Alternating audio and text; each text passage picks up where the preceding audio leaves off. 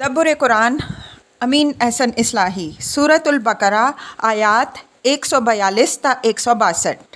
آگے کا مضمون منصب امامت سے یہود کی معزولی کے اسباب و وجوہ کی تفصیل اس مجموعہ آیات پر ختم ہو رہی ہے۔ اب گویا ان کو معزول کر کے ایک نئی امت کے قیام کا اعلان کیا جا رہا ہے۔ یہ امت وسط ہے، یعنی یہ اس صراط مستقیم پر قائم ہے جو دین حق کی اصل خدائی شاہراہ ہے۔ اس کی ملت ابراہیم علیہ السلام اور اس کا قبلہ ابراہیمی علیہ السلام بیت اللہ الحرام ہے۔ اس کا فریضہ منصبی یہ ہے کہ جس طرح پیغمبر صلی اللہ علیہ وسلم نے اس کے سامنے اللہ کے اصلی دین کی گواہی دی ہے، اسی طرح یہ خلق خدا کے سامنے اللہ کے دین کی شہادت دینے والی ہوگی۔ ان آیات کے زمانہ نزول تک حضرت صلی اللہ علیہ وسلم اور مسلمان نمازوں میں بیت المقدس کی طرف رخ کرتے تھے۔ اب ملت ابراہیمی کے تعلق سے ضروری ہوا کہ اس ملت کا قبلہ مسجد حرام ہو، اس وجہ سے تحویل قبلہ کا حکم ہوا۔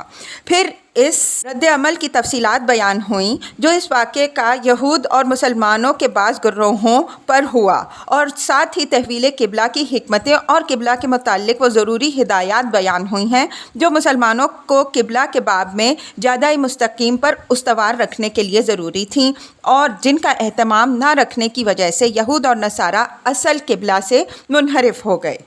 پھر ایک مستقل امت کی حیثیت سے مسلمانوں سے یہ عہد لیا گیا ہے کہ تحویل قبلہ کے بعد اب تم یہود و نصارہ سے الگ ایک مستقل امت کی حیثیت سے ممتاز ہو گئے۔ جس طرح تمہارا رسول ایک الگ رسول ہے جو ان تمام صفات کا مظہر ہے جن کے لیے ابراہیم علیہ السلام نے دعا کی تھی، اسی طرح تمہارا قبلہ ابراہیمی قبلہ ہے۔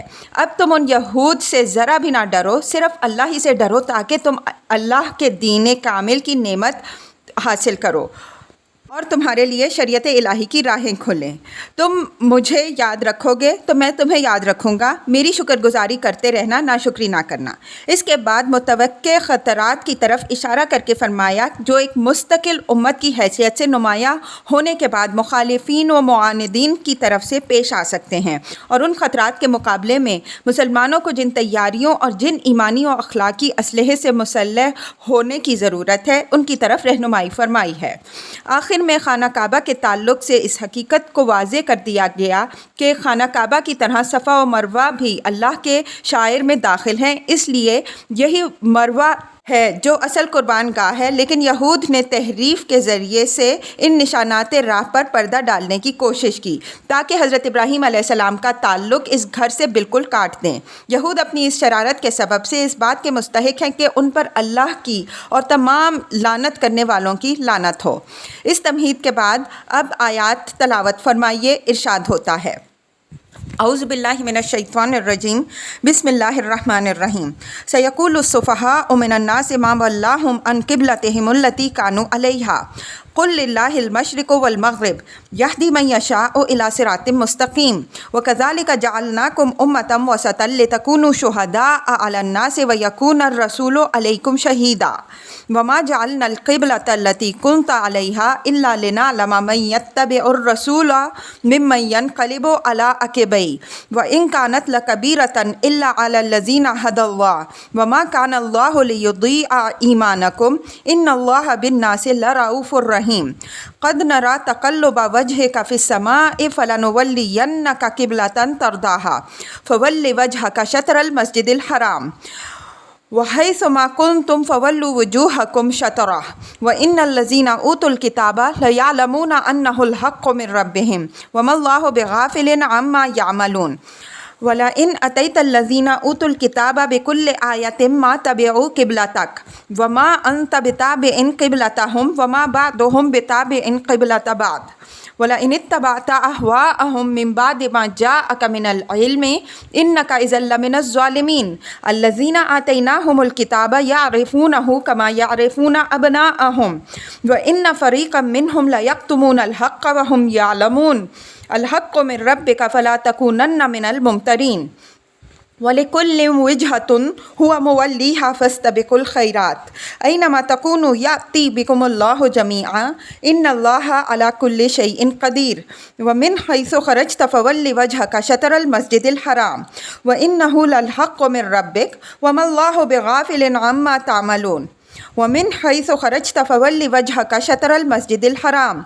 وحيث ما كنتم فولوا وجوهكم شطره لئلا يكون للناس عليكم حجة إلا الذين ظلموا منهم فلا تخشوهم واخشوني ولأتم نعمتي عليكم ولعلكم تهتدون كما أرسلنا فيكم رسولا منكم يتلو عليكم آياتنا ويزكيكم ويعلمكم الكتاب والحكمة ويعلمكم ما لم تكونوا تعلمون فاذكروني أذكركم واشكروا لي ولا تكفرون يا أيها الذين آمنوا استعينوا بالصبر والصلاة إن الله مع الصابرين ولا تقولوا لمن يقتل في سبيل الله أموات بل أحياء ولكن لا تشعرون وَلَنَبْلُوَنَّكُمْ بِشَيْءٍ مِّنَ الْخَوْفِ وَالْجُوعِ وَالنَّقْصِ مِّنَ الْأَمْوَالِ وَالْأَنفُسِ وَالثَّمَرَاتِ وَبَشِّرِ الصَّابِرِينَ الَّذِينَ إِذَا أَصَابَتْهُم مُّصِيبَةٌ قَالُوا إِنَّا لِلَّهِ وَإِنَّا إِلَيْهِ رَاجِعُونَ أُولَٰئِكَ عَلَيْهِمْ صَلَوَاتٌ مِّن رَّبِّهِمْ وَرَحْمَةٌ وَأُولَٰئِكَ هُمُ الْمُهْتَدُونَ إن الصفا والمروة من شعائر الله فمن حج البيت أو اعتمر فلا جناح عليه أن يطوف بهما ومن تطوع خيرا فإن الله شاكر عليم إن الذين يكتمون ما أنزلنا من البينات والهدى من بعد ما بيناه للناس في الكتاب أولئك يلعنهم الله ويلعنهم اللائنون إلا الذين تابوا وأصلحوا وبينوا فأولئك أتوب عليهم وأنا التواب الرحيم إن الذين كفروا وماتوا وهم كفار أولئك عليهم لعنة الله والملائكة والناس أجمعين خالدين فيها لا يخفف عنهم العذاب ولا هم ينظرون۔ ترجمہ، جو بیوقوف لوگ ہیں وہ کہیں گے کہ ان لوگوں کو اس قبلے سے جس پر یہ پہلے تھے کس چیز نے روگردان کر دیا؟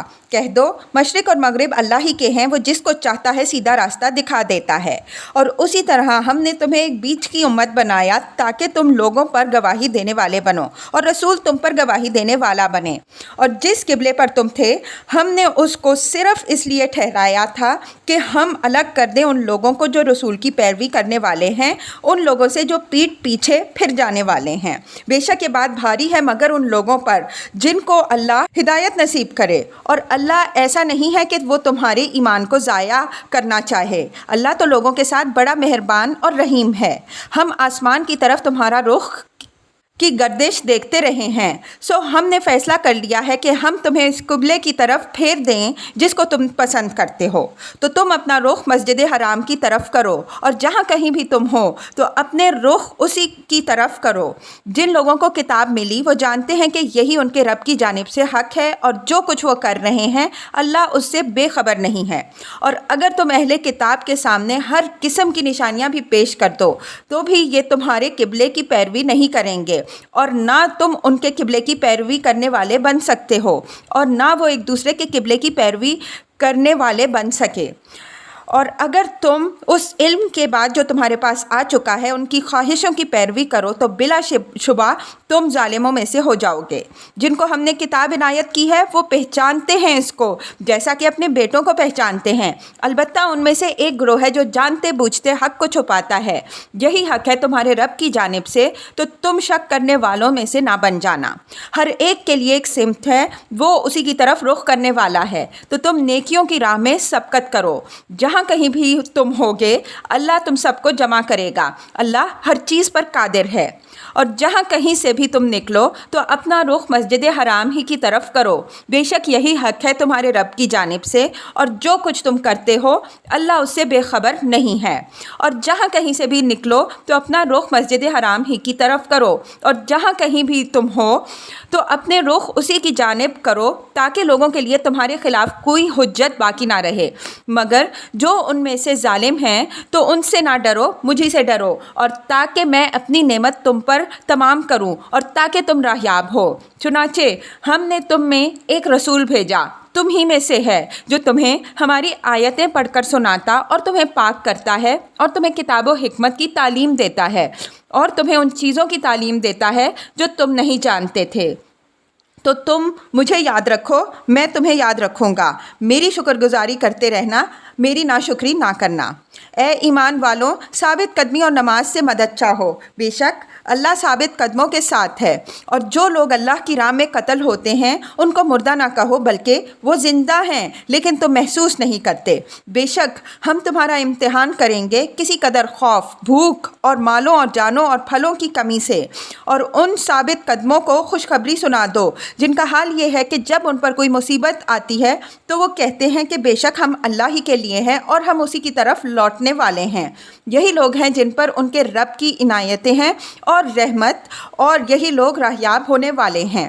بے شک صفا اور مروہ اللہ کے شعائر میں سے ہیں، تو جو بیت اللہ کا حج کرے یا عمرہ کرے تو اس پر کوئی حرج نہیں کہ ان کا طواف کرے، اور جس نے کوئی نیکی خوش دلی کے ساتھ کی تو اللہ قبول کرنے والا اور جاننے والا ہے۔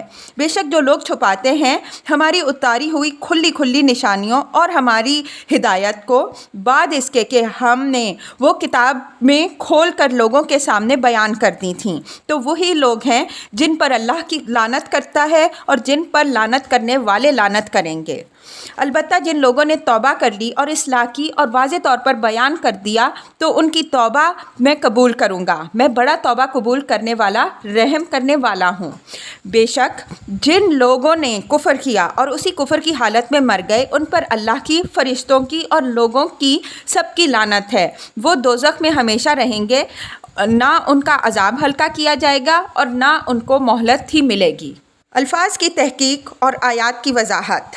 سیقول السفہاء من الناس ما ولاہم عن قبلتہم التی کانوا علیہا قل للہ المشرق والمغرب یہدی من یشاء الی صراط مستقیم۔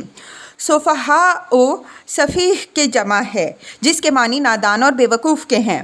یہاں اس سے اشارہ یہود کی طرف ہے۔ یہود کے بے وقوف قرار دینے کی وجہ وہی ہے جس کی طرف ہم آیت وَمَن يَرْغَبُ عَن مِلَّةِ إِبْرَاهِيمَ إِلَّا مَن سَفِهَ نَفْسَهُ بقرہ 130 ترجمہ۔ اور ابراہیم علیہ السلام کی ملت سے اس کے سوا کون بے رغبت ہو سکتا ہے جو اپنے آپ کو حماقت میں مبتلا کرے، میں اشارہ کر چکے ہیں۔ یہود ایک طرف تو ملت ابراہیم علیہ السلام کے پیرو ہونے کے مدعی تھے، دوسری طرف حضرت صلی اللہ علیہ وسلم اور آپ صلی اللہ علیہ وسلم کی تعلیم و دعوت کے سخت دشمن بن کر اٹھ کھڑے ہوئے تھے، حالانکہ آپ صلی اللہ علیہ وسلم اصل ملت ابراہیمی کے داعی بن کر تشریف لائے۔ ظاہر ہے کہ اس قسم کی الٹی حرکت نادان اور بے وقوف لوگ ہی کر سکتے ہیں، اس وجہ سے قرآن نے ان کے لیے سفہاء کا لفظ استعمال کیا۔ یہ تمہید ہے تحویل قبلہ کے اس حکم کی جس کا ذکر آگے 2 آیتوں کے بعد آ رہا ہے۔ اس تمہید میں اشارہ ہے کہ اس رد عمل کی طرف جو اس حکم کا یہود اور منافقین پر ہوگا۔ اصل حکم سے پہلے اس کے رد عمل کے بیان کرنے کی وجہ ایک تو یہ ہے کہ قبلہ کی تبدیلی کا حکم کوئی معمولی حکم نہیں تھا، اسلام کے مخالفوں اور اس کے حامیوں دونوں ہی کے اندر یہ خاصی ہلچل پیدا کر دینے والا حکم تھا۔ اس وجہ سے ضروری ہوا کہ اس حکم سے پہلے اس کے متوقع رد عمل کے لیے ذہنوں کو تیار کر دیا جائے۔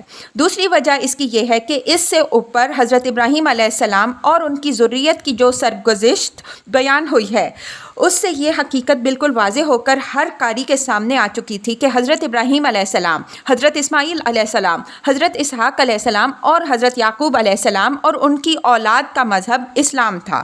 حضرت ابراہیم علیہ السلام نے مکہ میں عبادت الہی کے لیے جو مرکز تعمیر کیا وہ ان ساری ہی ذریت کا مرکز اور قبلہ تھا۔ یہاں تک کہ بیت المقدس بھی جب تعمیر ہوا تو اس کی تعمیر بھی اس طرح ہوئی کہ بنی اسرائیل کی قربانیوں کا رخ خانہ کعبہ کی طرف ہو۔ یہ تمام باتیں بالکل غیر مبہم طور پر اس بات کو ظاہر کر رہی تھیں کہ حضرت صلی اللہ علیہ وسلم کا بیت المقدس کی طرف نماز پڑھنا ایک بالکل عارضی معاملہ تھا، اور اب وقت آ گیا ہے کہ آپ صلی اللہ علیہ وسلم کو بیت المقدس کے بجائے خانہ کعبہ کی طرف نماز پڑھنے کا حکم دے دیا جائے۔ اس وجہ سے یہ تمہید ایک ایسے موقع کی تمہید ہے جس کے واقع ہونے کا انتظار یہود و نصارہ کو بھی تھا اور مسلمانوں کو بھی۔ ما ولاہم عن قبلتہم التی کانوا علیہا، ان کو ان کے اس قبلے سے کس چیز نے ہٹا دیا ہے جس پر وہ اب تک تھے۔ یہ تحویل قبلہ کے حکم پر اہل کتاب کے رد عمل کا بیان ہے کہ اب تک یہ لوگ مسلمانوں پر جو اعتراضات کرتے رہے ہیں ان کا بیان اوپر ہو چکا ہے۔ اب جب قبلہ بیت المقدس کے بجائے خانہ کعبہ کو قرار دیا جائے گا تو یہ اس پر بھی ہنگامہ اٹھائیں گے کہ مسلمانوں نے ان تمام انبیاء کے قبلے بیت المقدس کو، جس کی طرف رخ کر کے وہ اب تک نماز پڑھتے رہے تھے، چھوڑ کر اپنی 1.5 اینٹ کی مسجد یہ الگ کیوں بنائی؟ قُل لِلَّهِ الْمَشْرِقُ وَالْمَغْرِبُ يَهْدِي مَن يَشَاءُ إِلَىٰ صِرَاطٍ مُّسْتَقِيمٍ، کہہ دو کہ مشرق اور مغرب دونوں اللہ ہی کے ہیں، وہ جس کو چاہتا ہے سیدھا راستہ دکھا دیتا ہے۔ یہ یہود و نصارہ کے مذکورہ بالا اعتراض کا جواب ہے کہ تمہیں اب قبلہ سے کیا واسطہ، تم تو اصل قبلہ کے بجائے مشرق و مغرب کے چکر میں پھنس گئے ہو۔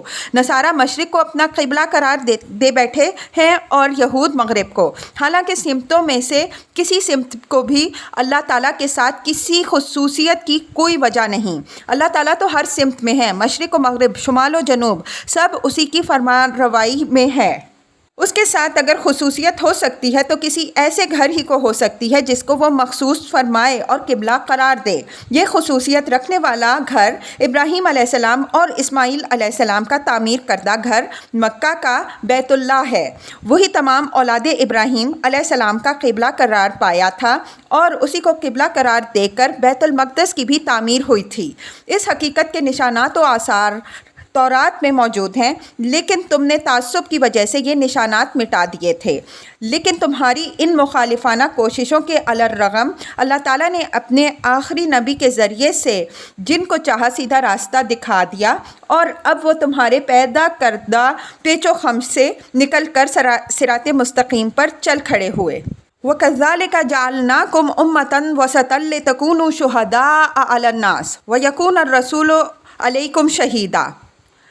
کذالک کا اشارہ اوپر والے معاملے کی طرف ہے، یعنی جس طرح ہم نے قبلے کے معاملے میں یہود و نصارہ کے پیدا کردہ پیچ و خم اور مشرق و مغرب کے چکر سے تمہیں نکال کر صراط مستقیم کی طرف تمہاری رہنمائی کی، اسی طرح ہم نے تم کو یہودیت اور نصرانیت کی پگڈنڈیوں سے بچا کر دین کی بیچ شاہراہ پر قائم رہنے والی امت بنایا کہ رسول تم پر اللہ کے دین کی گواہی دیں اور تم خلق خدا پر اللہ کے دین کی گواہی دو۔ وسط لفظ ولد کی طرح مذکر اور مؤنث، واحد اور جمع سب کے لیے آتا ہے۔ اس کے معنی ہے وہ شے جو دو طرفوں کے درمیان بالکل وسط میں ہو۔ یہیں سے اس کے اندر بہتر ہونے کا مفہوم پیدا ہو گیا، اس لیے کہ جو شے دو کناروں کے درمیان ہوگی وہ نقطہ توسط و اعتدال پر ہوگی، اور یہ اس کے بہتر ہونے کی ایک فطری دلیل ہے۔ امت مسلمہ کو امت وسط کہنے کی وجہ یہ ہے کہ یہ امت ٹھیک ٹھیک دین کی اس بیچ شاہراہ پر قائم ہے جو اللہ تعالیٰ نے خلق کی رہنمائی کے لیے اپنے نبیوں اور رسولوں کے ذریعے سے کھولی ہے، اور جو ابتدا سے ہدایت کی اصلی شاہراہ ہے۔ یہود و نصارہ اللہ کے نبیوں میں تفریق کر کے اس شاہراہ سے ہٹ گئے اور انہوں نے یہودیت و نصرانیت کی پگڈنڈیاں نکال لیں۔ اسی طرح وہ اصل قبلہ سے منحرف ہو کر مشرق و مغرب کے جھگڑوں میں پڑ گئے۔ لیکن یہ امت ان کج پیچ کی راہوں میں بھٹکنے کے بجائے دین کی اصلی راہ پر قائم ہے۔ اس کا کلمہ تفریق کے بجائے وحدت کا کلمہ ہے، جس کا حوالہ اوپر ان الفاظ میں گزر چکا ہے۔ قولوا آمنا باللہ وما انزل الینا وما انزل الی ابراہیم و اسماعیل و اسحاق و یعقوب والاسباط وما اوتی موسیٰ و عیسیٰ وما اوتی النبیون من ربہم لا نفرق بین احد منہم ونحن لہ مسلمون۔ بقرہ 136۔ ترجمہ: تم کہہ دو کہ ہم تو اللہ پر ایمان لائے اور اس چیز پر جو ہماری طرف اتاری گئی، اور اس چیز پر جو ابراہیم، اسماعیل، اسحاق، یعقوب اور ان کی اولاد پر اتاری گئی، اور اس چیز پر ایمان لائے جو موسیٰ اور عیسیٰ اور دوسرے نبیوں کو ان کے رب کی جانب سے ملی۔ ہم ان میں سے کسی کے درمیان فرق نہیں کرتے اور ہم اسی کے فرمانبردار ہیں۔ اسی طرح اس امت نے قبلے کے معاملے میں مشرق و مغرب کے جھگڑے میں پڑنے کے بجائے اس قبلہ ابراہیمی کی پیروی کی جو حضرت ابراہیم علیہ السلام کے عہد مبارک سے برابر تمام نبیوں اور رسولوں کا قبلہ رہا۔ چنانچہ بیت المقدس کی تعمیر بھی جیسا کہ اوپر بیان ہوا اسی کو قبلہ قرار دے کر ہوئی، لیکن یہود نے بربنائے تعصب اور اس حقیقت کو چھپانے کی کوشش کی۔ دین کے معاملے میں امت مسلمہ کی یہی خصوصیت ہے جس کی وجہ سے قرآن میں دوسری جگہ اس امت کو خیر امت، بہترین امت کہا گیا ہے۔ پر گزر چکا ہے کہ جو چیز ٹھیک نقطہ اعتدال اور توسط پر ہوگی وہ لازماً بہترین بھی ہوگی۔ یہ امت چونکہ امت وسط ہے، اس وجہ سے یہ خیر امت بھی ہے۔ بعض لوگ یہ سمجھتے ہیں کہ یہود کا دین بہت سخت اور نصارہ کا دین بہت نرم ہے۔ اسلام ان دونوں کے درمیان ایک معتدل دین ہے، اس وجہ سے اس دین معتدل کی حامل امت کو امت وسط قرار دیا گیا ہے۔ ہمارے نزدیک یہ خیال صحیح نہیں ہے۔ جہاں تک اصل دین کا تعلق ہے تو یہود و نصارہ دونوں کا ایک ہی دین ہے۔ حضرت عیسیٰ علیہ السلام نے اپنی امت پر تورات کی پابندی اسی طرح واجب قرار دی تھی جس طرح اس کی پابندی یہود پر واجب تھی۔ اگر انہوں نے اس سے الگ کوئی تعلیم دی ہے تو اس کی نوعیت تورات سے جدا کسی مستقل تعلیم کی نہیں ہے، بلکہ اس کی حیثیت صرف حکمت دین اور روح دین کی ہے۔ یہود اپنی دنیا پرستی کی وجہ سے دین کی اصل حقیقتوں سے ہٹ کر صرف رسوم و قیود کے غلام اور الفاظ و کلمات کے پرستار بن کر رہ گئے تھے۔ حضرت مسیح علیہ السلام نے ان کو حکمت دین سے آشنا کیا۔ انجیل تورات سے الگ کوئی چیز نہیں ہے، بلکہ تورات ہی کے رموز و حقائق کی طرف ایک حکیمانہ توجہ دلاتی ہے۔ لِتَكُونُوا شُهَدَاءَ عَلَى النَّاسِ وَيَكُونَ الرَّسُولُ عَلَيْكُمْ شَهِيدًا، تاکہ تم لوگوں پر اللہ کے دین کے گواہ بنو اور رسول تمہارے اوپر اللہ کے دین کا گواہ بنے۔ یہ امت وسط کے فریضہ منصبی اور اس کے قیام کی ضرورت کا بیان ہے۔ اوپر کی تفصیلات سے یہ بات اچھی طرح واضح ہو چکی ہے کہ اللہ تعالیٰ نے جن لوگوں کو رہنمائی کے منصب پر مامور کیا تھا انہوں نے خدا کے میثاق کو توڑ دیا، اس کی شریعت میں تبدیلیاں کر دیں، اس کی صراط مستقیم گم کر دی، اس کے مقرر کیے ہوئے قبلے سے منحرف ہو گئے اور جن شہادتوں کے وہ امین بنائے گئے تھے ان کو انہوں نے چھپایا۔ ایسے حالات میں عالم انسانیت کی سب سے بڑی ضرورت اگر کوئی ہو سکتی تھی تو یہی ہو سکتی تھی کہ اللہ تعالیٰ ایک ایسی امت برپا کرے جو خدا کی سیدھی راہ پر قائم ہو، جو اللہ کے رسول کے ذریعے سے اصل دین کی حامل بنے اور پھر رہتی دنیا تک لوگوں کے سامنے اس دین کی گواہی دے۔ رسول تم پر گواہ ہو اور تم لوگوں پر گواہ ہو سے یہ بات واضح طور پر نکلتی ہے کہ شہادت علی الناس کا جو فرض حضرت صلی اللہ علیہ وسلم پر بحیثیت رسول کے تھا، آپ صلی اللہ علیہ وسلم کے بعد آپ صلی اللہ علیہ وسلم کی امت کی طرف منتقل ہوا، اور اب یہ اس امت کی ذمہ داری ہے کہ وہ ہر دور، ہر ملک اور ہر زبان میں لوگوں پر اللہ کے دین کی گواہی دے۔ اگر وہ اس فرض میں کوتاہی کرے گی تو اس دنیا کی گمراہیوں کے نتائج بھگتنے میں دوسروں کے ساتھ وہ بھی برابر کی شریک ہوگی۔ ہمارے ارباب تعویل نے عام طور پر اس شہادت کو آخرت سے متعلق مانا ہے کہ یہ امت گمراہوں کے خلاف انبیاء کی تائید میں آخرت میں شہادت دے گی کہ ان گمراہوں کو اللہ کا دین پہنچ چکا تھا، اس کے باوجود انہوں نے گمراہی کی یہ روش اختیار کی۔ لیکن ہمارے نزدیک اس تخصیص و تحدید کی کوئی دلیل نہیں ہے۔ اس میں شبہ نہیں ہے کہ اس امت کو شہداء اللہ ہونے کا یہ مرتبہ آخرت میں بھی حاصل ہوگا، لیکن آخرت میں یہ مرتبہ اسی وجہ سے حاصل ہوگا کہ اللہ تعالیٰ نے اس دنیا میں اس کو اس منصب پر سرفراز فرمایا۔ جو امت اس دنیا میں دین حق کی گواہ ہے، ظاہر ہے کہ وہی آخرت میں بھی اس پوزیشن میں ہوگی کہ گواہی دے کہ لوگوں کو اللہ کا دین ٹھیک ٹھیک پہنچا یا نہیں۔ وَمَا جَعَلْنَا الْقِبْلَةَ الَّتِي كُنْتَ عَلَيْهَا إِلَّا لِنَعْلَمَ مَن يَتَّبِعُ الرَّسُولَ مِمَّن يَنقَلِبُ عَلَىٰ عَقِبَيْهِ۔ جعلہ کا لفظ وسیع معنوں میں آتا ہے۔ اس کے ایک معنی جائز ٹھہرانے اور مشروع قرار دینے کے بھی ہیں، مثلاً ما جعل اللہ من بحیرۃ ولا سائبۃ ولا وسیلہ، مائدہ 103۔ ترجمہ: اور خدا نے بحیرہ، سائبہ اور وسیلہ کو مشروع نہیں کیا۔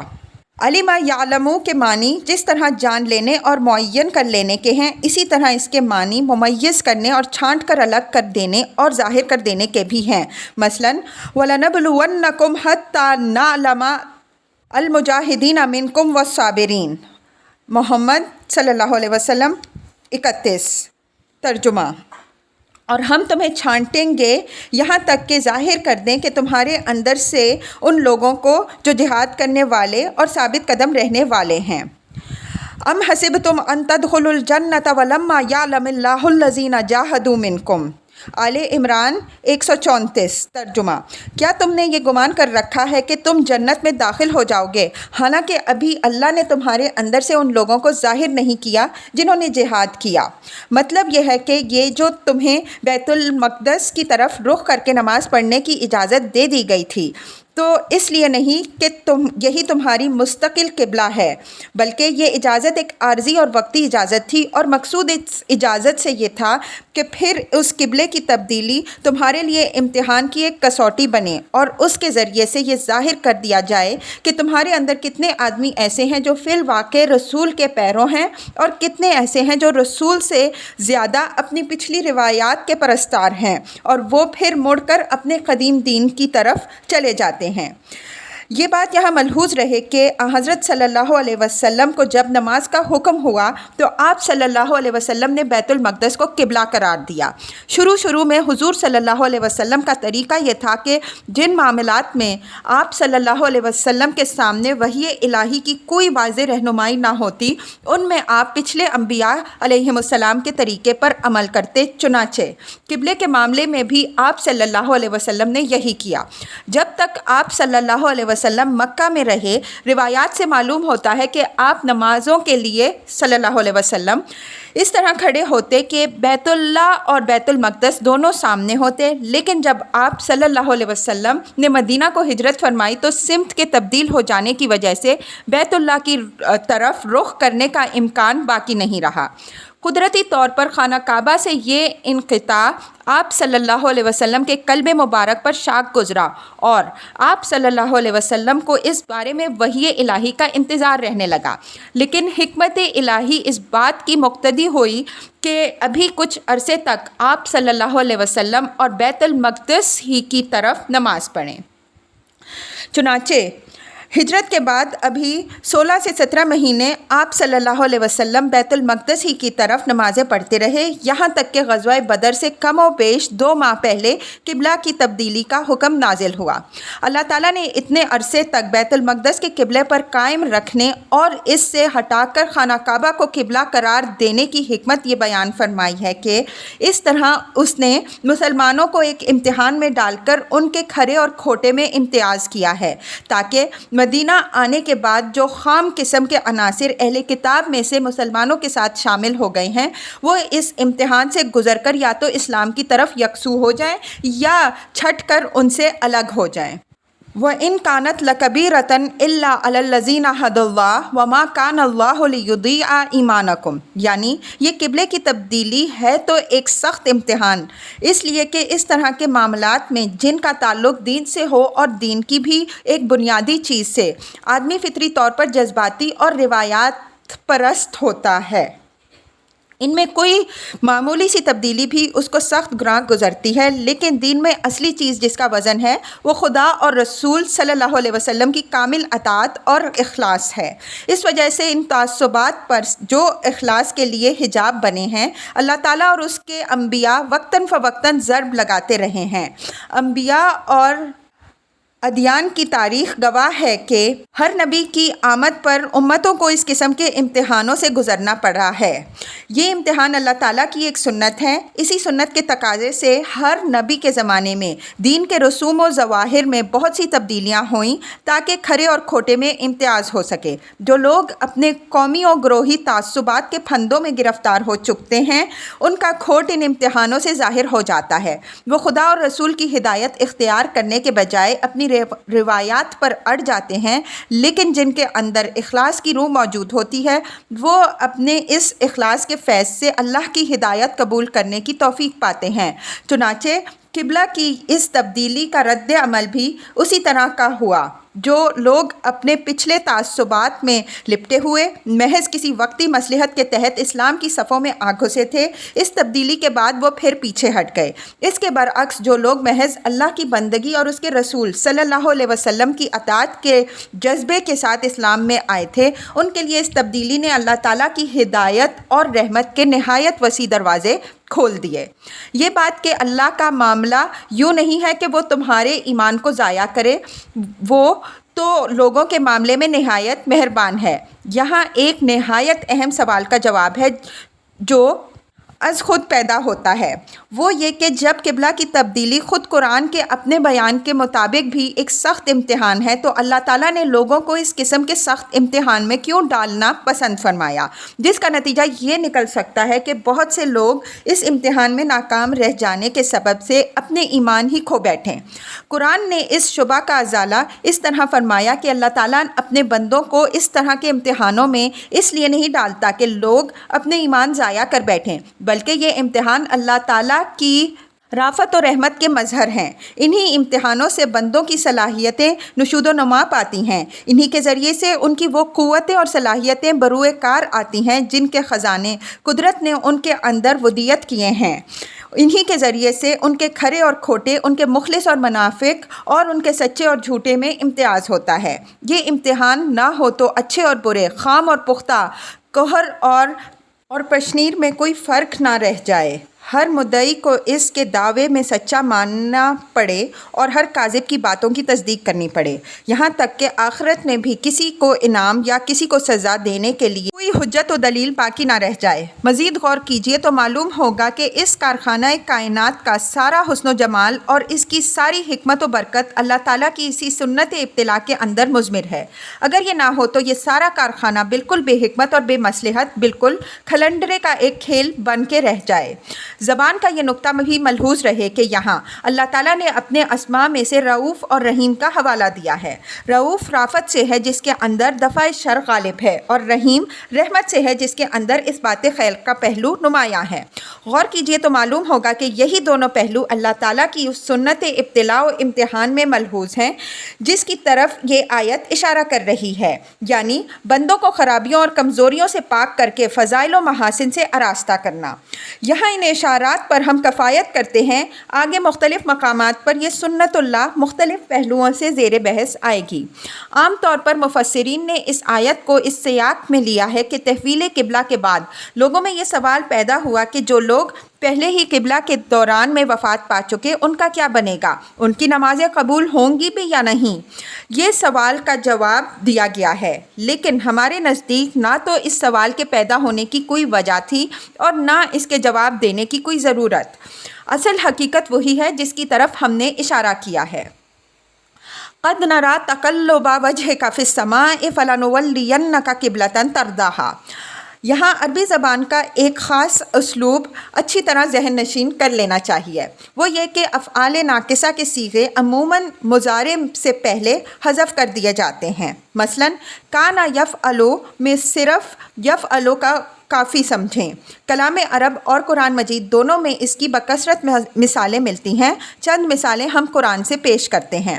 سورہ ہود میں ہے فَلَا تَكُ فِي مِرْيَةٍ مِّمَّا يَعْبُدُ هَٰؤُلَاءِ مَا يَعْبُدُونَ إِلَّا كَمَا يَعْبُدُ آبَاؤُهُم مِّن قَبْلُ۔ ہود 109۔ ترجمہ: پس ان چیزوں سے شک میں نہ پڑو جن کو یہ پوجتے ہیں، یہ ان چیزوں کو نہیں پوجتے مگر اسی طرح جس طرح اس سے پہلے ان چیزوں کو ان کے باپ دادا پوجتے تھے۔ اس آیت میں دیکھیے کما کانا یعبدو کی بجائے صرف کما یعبدو فرمایا، کانا کو حذف کر دیا۔ اسی طرح سورہ زخرف میں ہے وَكَمْ أَرْسَلْنَا مِن نَبِيٍّ فِي الْأَوَّلِينَ وَمَا يَأْتِيهِم مِّن نَبِيٍّ إِلَّا كَانُوا بِهِ يَسْتَهْزِئُونَ۔ زخرف 6-7۔ ترجمہ: اور ہم نے کتنے ہی نبی بھیجے اگلوں میں، اور نہیں آتا تھا ان کے پاس کوئی نبی مگر وہ اس کا مذاق اڑاتے تھے۔ اس میں وما یاتیہم دراصل وما کانا یاتیہم ہے، لیکن عربی اسلوب کے مطابق کانا کو حذف کر دیا گیا۔ سورہ انعام میں ہے وَكَذَلِكَ نُرِي إِبْرَاهِيمَ مَلَكُوتَ السَّمَاوَاتِ وَالْأَرْضِ۔ انعام 75۔ ترجمہ: اور اسی طرح ہم نے ابراہیم علیہ السلام کو آسمانوں اور زمین کے کارخانے کا مشاہدہ کراتے تھے۔ یہاں غور کیجئے تو معلوم ہوگا کہ نوری ابراہیمہ دراصل کننا نوری ابراہیمہ ہے، لیکن عام اسلوب کے مطابق مضارع سے پہلے کننا حذف ہو گیا۔ اسی اسلوب کے مطابق آیت زیر بحث میں قد نرا دراصل قد کننا نرا ہے۔ ترجمہ میں ہم نے اس حذف کو کھول دیا ہے، اس لیے کہ اردو میں حذف کا یہ اسلوب بے بیان نہیں ہے۔ مطلب یہ ہوا کہ ہم تمہارے چہرے کی گردش آسمانوں کی طرف دیکھتے رہے تھے کہ تمہیں تحویل قبلہ کے لیے شدت سے انتظار ہے، تو ہم نے یہ فیصلہ کیا کہ ہم تمہیں اس قبلے کی طرف پھیر دیں گے جس کو تم نے پسند کیا۔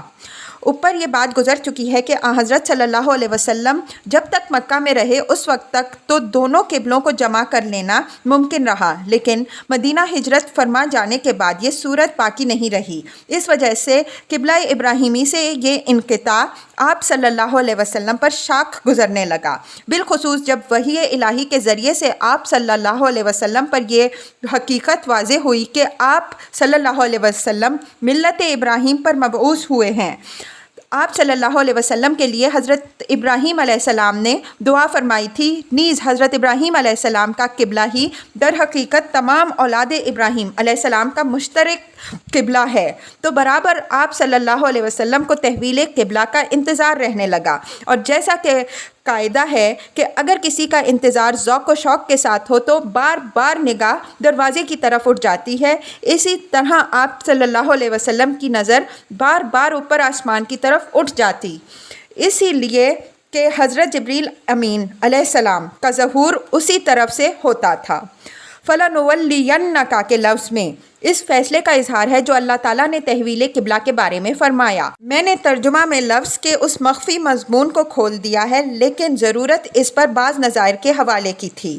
مجھے یاد پڑتا ہے کہ مولانا رحمۃ اللہ علیہ نے اس کے بعض نظائر کی طرف اشارہ کیا تھا، مگر افسوس ہے کہ دم تحریر میرے پاس حوالے کی ضروری کتابیں موجود نہیں ہیں۔ ممکن ہے کتاب کی طباعت کے موقع پر اس کی تلافی کر سکوں۔ فَوَلِّ وَجْهَكَ شَطْرَ الْمَسْجِدِ الْحَرَامِ وَحَيْثُ مَا كُنْتُمْ فَوَلُّوا وُجُوهَكُمْ شَطْرَهُ۔ شطرہ کے معنی جہت، جانب اور طرف کے ہیں۔ مسجد حرام سے مراد وہ مسجد محترم ہے جو بیت اللہ کو اس کی ہر جہت سے حالہ کی طرح اپنے آغوش میں لیے ہوئے ہے۔ قبلہ تو دراصل بیت اللہ ہی ہے، چنانچہ مسجد حرام کے اندر لوگ ہر چہار طرف سے بیت اللہ کی طرف رخ کر کے نماز پڑھتے ہیں، لیکن باہر والوں کے لیے یہ مسجد بھی قبلہ ہی کے حکم میں داخل ہے۔ اس طرح امت کے لیے قبلہ کے معاملے میں تھوڑی سی وسعت اور آسانی پیدا کر دی گئی ہے۔ جس طرح اصل قربان گاہ تو دراصل مروہ ہے، لیکن امت کی آسانی کے لیے اس کو منی تک وسعت دے دی گئی ہے۔ ہمارے نزدیک یہی آیت ہے جس نے بیت المقدس کی طرف نماز پڑھنے کی اس اجازت کو جو حضرت صلی اللہ علیہ وسلم کو شروع میں دی گئی تھی منسوخ کیا اور اس کی جگہ مسجد حرام کی طرف رخ کرنے کا حکم دیا۔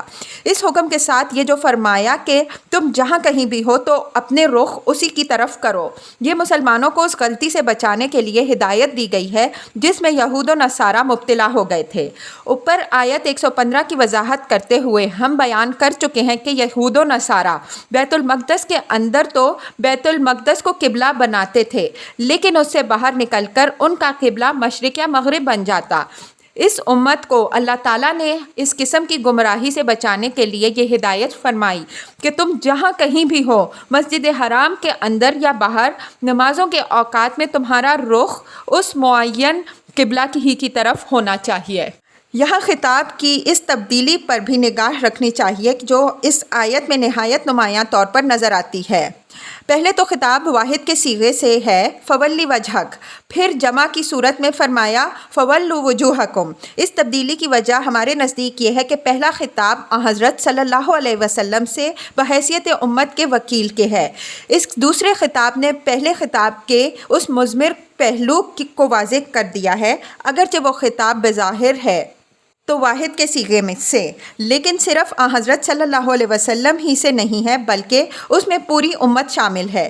علاوہ ازیں پہلے خطاب کے واحد کے صیغے سے ہونے کی ایک وجہ یہ بھی ہے کہ آپ کو تحویل قبلہ کے لیے، جیسا کہ اوپر اشارہ ہے، نہایت اضطراب تھا۔ یہ چیز مقتضی ہوئی کہ پہلے خاص طور پر آپ صلی اللہ علیہ وسلم کو مخاطب کر کے اس تبدیلی کی بشارت دی گئی۔ وَإِنَّ الَّذِينَ أُوتُوا الْكِتَابَ لَيَعْلَمُونَ أَنَّهُ الْحَقُّ مِنْ رَبِّهِمْ وَمَا اللَّهُ بِغَافِلٍ عَمَّا يَعْمَلُونَ۔ انہو سے مراد یہاں مسجد الحرام کا اس امت کے لیے قبلہ ہونا ہے۔ اس بات کا حق ہونا اور خدا کی طرف سے ہونا اہل کتاب پر بالکل واضح تھا، اس لیے کہ اوپر جو تفصیلات قرآن نے پیش کی ہیں ان سے مندرجہ ذیل باتیں واضح طور پر سامنے آ گئی۔ ایک یہ کہ یہود تو یہ بات معلوم تھی کہ بیت اللہ حضرت ابراہیم علیہ السلام اور حضرت اسماعیل علیہ السلام کی تعمیر ہے، اور یہی بیت اللہ تمام ذریت ابراہیم علیہ السلام کا اصلی قبلہ رہا ہے۔ دوسری یہ کہ آخری نبی صلی اللہ علیہ وسلم ذریت اسماعیل علیہ السلام میں پیدا ہوں گے، اور ان کے ذریعے سے اللہ تعالیٰ ایک امت مسلمہ برپا کرے گا۔ تیسری یہ کہ اس ذریت اسماعیل علیہ السلام کا مرکز اور قبلہ شروع سے یہی بیت اللہ رہا ہے۔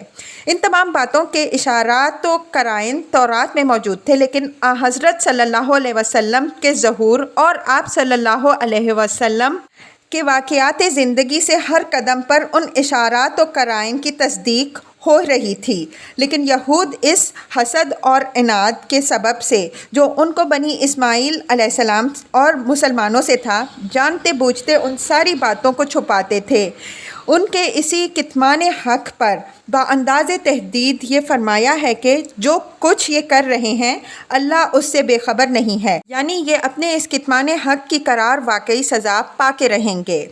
وَلَئِنْ أَتَيْتَ الَّذِينَ أُوتُوا الْكِتَابَ بِكُلِّ آيَةٍ مَا تَبِعُوا قِبْلَتَكَ وَمَا أَنْتَ بِتَابِعٍ قِبْلَتَهُمْ وَمَا بَعْضُهُمْ بِتَابِعٍ قِبْلَةَ بَعْضٍ وَلَئِنِ اتَّبَعْتَ أَهْوَاءَهُمْ مِنْ بَعْدِ مَا جَاءَكَ مِنَ الْعِلْمِ إِنَّكَ إِذًا لَمِنَ الظَّالِمِينَ۔ یہ آیت بطور التفات کے حضرت صلی اللہ علیہ وسلم کو تسلی دے رہی ہے کہ قبلہ کے معاملے میں اہل کتاب کا یہ رویہ کسی شک و شبہ کی بنا پر نہیں ہے، بلکہ جیسا کہ اوپر واضح ہوا دیدہ و دانستہ محض ضد و عناد اور حسد کی بنا پر ہے۔ اس وجہ سے اگر تم ان کو دنیا جہان کے تمام معجزے بھی دکھا دو، جب بھی یہ تمہارے قبلے کی پیروی کرنے والے نہیں ہیں، ان کو مطمئن کرنے والی کوئی چیز ہو سکتی ہے تو دلائل و معجزات نہیں، بلکہ یہ کہ تم خود ان کے قبلے کی پیروی کرنے والے بن جاؤ۔ لیکن حق کے اچھی طرح واضح ہو چکنے کے بعد تمہارے لیے اس کا کوئی امکان باقی نہیں رہا کہ تم ان کے قبلے کی پیروی کر سکو۔ پھر یہ بات بھی واضح فرما دی کہ یہ ضدم ضدہ کا رویہ کچھ تمہارے ہی ساتھ مخصوص نہیں ہے، بلکہ یہ یہود و نصارہ خود ایک دوسرے کے قبلے کی بھی پیروی نہیں کر سکتے۔ اب یہ مشرق و مغرب کے جس جھگڑے میں پڑ گئے ہیں، یہ جھگڑا ختم ہونے والا نہیں، اور جب ایک ہی قبلے کی پیروی کے مدعی آپس میں متحد نہیں ہو سکتے تو تمہارے قبلے کی پیروی بھلا یہ کس طرح کر سکتے ہیں۔ آخر میں فرمایا کہ علم وحی کے آ جانے کے بعد اگر تم ان کی خواہشوں کی پیروی کرو گے تو تم بھی ظالموں میں سے بن جاؤ گے۔ یہ ایک نوع کی تہدید ہے جس کا ظاہر خطاب تو حضرت صلی اللہ علیہ وسلم سے ہے، لیکن اس کا رخ در حقیقت یہود و نصارہ کی طرف ہے۔ یہاں العلم سے مراد علم حقیقی ہے جو وحی کے ذریعے سے حاصل ہوتا ہے، اور احوا سے مراد اہل کتاب کی بدعتیں ہیں۔ ان دونوں لفظوں کا مفہوم آیت 120 کے تحت ہم واضح کر چکے ہیں۔ الذین آتیناہم الکتاب یعرفونہ کما یعرفون ابناءہم وان فریقا منہم لیکتمون الحق وہم یعلمون۔ الذین آتیناہم الکتاب سے مراد یہاں صالحین اہل کتاب کا گروہ ہے جو اپنے علم کے حد تک اپنے دین پر قائم اور ان تمام پیشن گوئیوں کے ظہور کا دل سے متمنی تھا جو آخری بعثت سے متعلق ان کے صحیفوں میں موجود تھیں۔ اس سے صالحین اہل کتاب مراد لینے کی وجوہ و دلائل پوری تفصیل کے ساتھ ہم آیت 121 کے تحت واضح کر چکے ہیں۔ یعرفونہ میں ضمیر کا مرجع قرآن مجید اور اس کا یہ بیان ہے کہ جو اس نے آخری بعثت اور اس کے قبلے سے متعلق اوپر دیا ہے۔ یہ آیت بعینیہ انہی الفاظ میں سورہ انعام میں بھی وارد ہوئی ہے۔ الذین آتیناہم الکتاب یعرفونہ کما یعرفون ابناءہم۔ انعام 20۔ ترجمہ: جن کو ہم نے کتاب عنایت کی اس کو پہچانتے ہیں جیسا کہ وہ اپنے بیٹوں کو پہچانتے ہیں۔ بیٹوں کی طرح پہچاننے میں یہ تشبیہ مضمر ہے کہ جس طرح ایک مہجور باپ اپنے دور افتادہ بیٹوں کے لیے پریشان و مضطرب رہتا ہے، اور ایک مدت کی جدائی کے بعد جب وہ آتا ہے تو دور سے اس کے پیراہن کی خوشبو اس کے لیے نوید مسرت لاتی ہے، اسی طرح یہ صالحین اہل کتاب آخری بعثت سے متعلق تمام پیشن گوئیوں کے ہر مصداق سے اچھی طرح آشنا ہیں، اور ان میں سے جو مصداق بھی ان کے سامنے ظاہر ہوتا ہے وہ اس کا خیر مقدم یوسف گم گشتہ کی طرح کرتے ہیں۔ اچھے اہل کتاب کے اندر موعود و منتظر حق کے لیے انتظار و شوق کا جو جذبہ تھا، اس کی تعبیر قرآن مجید نے ایک اور مقام میں اس طرح فرمائی ہے: وَإِذَا سَمِعُوا مَا أُنزِلَ إِلَى الرَّسُولِ تَرَىٰ أَعْيُنُهُمْ تَفِيضُ مِنَ الدَّمْعِ مِمَّا عَرَفُوا مِنَ الْحَقِّ يَقُولُونَ رَبَّنَا آمَنَّا فَاكْتُبْنَا مَعَ الشَّاهِدِينَ۔ مائدہ 83۔ ترجمہ: اور جب وہ اس چیز کو سنتے ہیں جو رسول کی طرف اتاری گئی ہے تو تم دیکھتے ہو کہ ان کی آنکھوں سے آنسو جاری ہو جاتے ہیں اس حق کی وجہ سے جس کو وہ اس کے اندر پہچانتے ہیں۔ وہ پکار اٹھتے ہیں کہ اے ہمارے رب، ہم کو حق کی شہادت دینے والوں کے ساتھ لکھ دے۔ الحق من ربک فلا تکونن من الممترین۔ الحق ہمارے نزدیک خبر ہے اور مبتدا اس کا محذوف ہے۔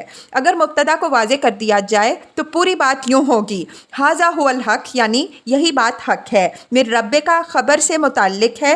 مبتدا کو عموماً عربی میں اس موقع پر حذف کر دیتے ہیں جہاں مخاطب کی پوری توجہ خبر پر مرکوز کر دینی ہو۔ الحق کو آیت 144 میں خبر ہی کے محل میں وارد ہے اور اسی حیثیت سے وہ آیت 149 میں بھی آیا ہے۔ فلا تکونن من الممترین کا خطاب ظاہر میں حضرت صلی اللہ علیہ وسلم کی طرف ہے، لیکن تنبیہ اور عتاب کا رخ مخالفین کی طرف ہے۔ ملاحظہ ہو آیت نمبر 145۔